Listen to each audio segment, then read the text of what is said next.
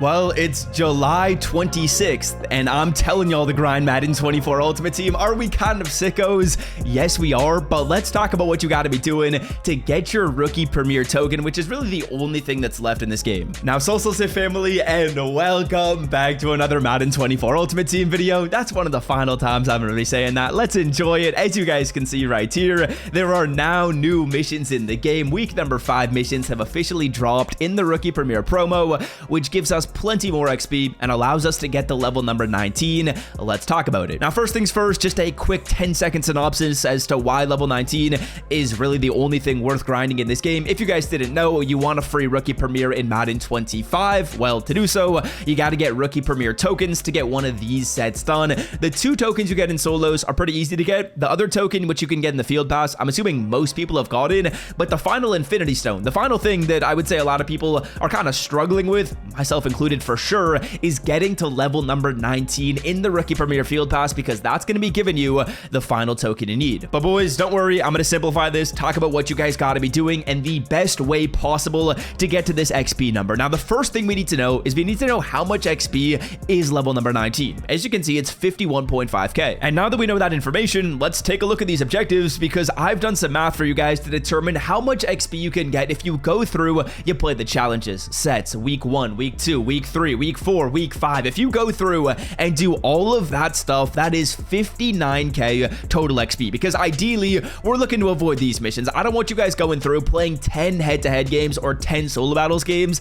That's gonna take a little bit of time. I think it's a lot quicker to grind missions. Okay, so we know that yes, there's 59k total available XP by going through here and grinding your challenges, sets, week 1, week 2, week 3, week 4, week 5, which is probably what you guys want to do. In terms of challenges, they're simple, get 125 stars. I'm assuming you've been grinding them already, and you actually need to play them anyways to get the other 2 tokens that are available in solos, so play those anyways. Then in terms of sets, you guys have probably also done these, and really the only difficult aspect is your week 1, week 2, week 3, all these stats in here. Which ones should you grind? Because you don't need to grind all of them. There's 59k available XP. If you do these missions, you only need 51. What should you be avoiding? Now, in my opinion, I think realistically, you're probably going to get the tackles done. You're probably going to get the interceptions done and the passing yards. These were in week 1. They've been in the game for a while. I would say these you'll probably complete all of. Week number 2 are fumbles, rushing yards, and first downs. I'm going to suggest you guys do all of these. We'll show you a method for grinding fumbles and that stuff in a second. Week number 3,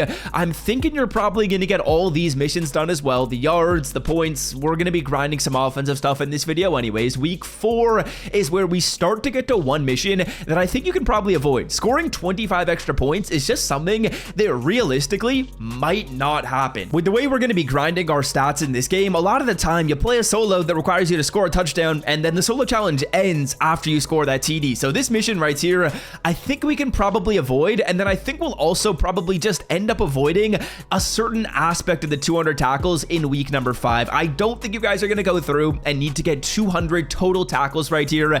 That's probably a little much. Will you get like 100 of them done or 125? Potentially, just as you're grinding, but I don't think you need this full mission completed. And by following those steps, by avoiding the extra points, and by probably not completing all the team tackles, we leave a little bit of XP on the board, but again, we have some XP to leave on the board. There's 59k total XP available. We only need 51.5. Okay, now let's talk about what we're going to be grinding, because in essence, it's defense and it's offense. And the first thing, which I think a lot of you guys are going to have to grind, is force fumbles. There's a force fumble mission right here. There's a force fumble mission right here. There's the tackles mission.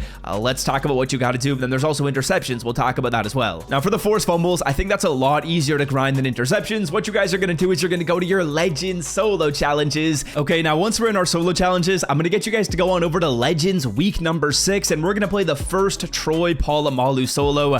Now, in this challenge, you're up by 20. There's 2 minutes left in the 4th quarter. The CPU is going to be throwing the football. They're going to make some egregious throws, and they're also going to take some sack fumbles, which is really what we're trying to rack up in here. Interceptions and sack fumbles, they're kind of the name of the game. Now, all you're going to do is you're going to go to formation and call really any all-out blitz. I'll go to dollar, and we'll call spinner a solid play. All I like to do is just bring my safeties down so that they're right in front of the guy they're supposed to be covering. And yeah, on the first play, yes, the CPU did get a completion, but on the next play right here, we're going to click on and we're going to get a sack fumble. We pick this one up, we go down.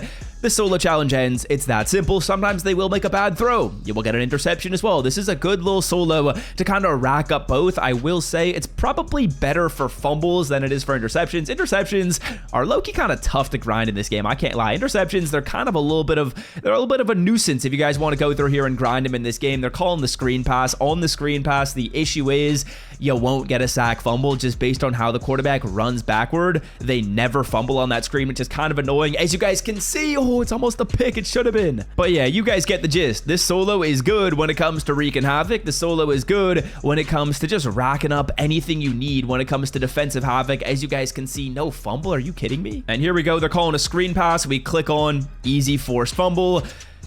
This is probably the solo you guys want to play. We'll play one more just so I can show you. Then we'll talk a little bit about offense and what you guys should be doing to grind it. But this is really all you would go to. Go to a solo like this. You can even pick another one if you don't love this one per se. Although I would say it's probably worth doing. And again, another forced fumbles. The interceptions will be a little harder, but they will come. And if you do kind of want to grind for INTs, you can probably just put your user in like a spy. And that's going to allow the quarterback to have just a little bit more time. But hopefully they still make an errant pass and you're able to get the INT. As you guys can see right here, well, the fumble just comes naturally. Now for offensive solos, it's really just going to come down to whatever you need to grind. As you guys can see, for me personally, if I take a look at my offensive solos, I need to go through here, and one of the things I got to do is get yards, I got to score points, I got to get passing touchdowns, and I need rushing touchdowns. So it is going to be a bit of a mission to go through and get all of that stuff done. If you guys want a solo challenge where you go through and get a good bit of yardage at the same time as scoring your touchdown, I like going to the legend solo right here, and then I'll go to legend week number 5. I'll play Calvin Johnson's second solo. This starts you off on the 10-yard line, which is super solid if you want to go through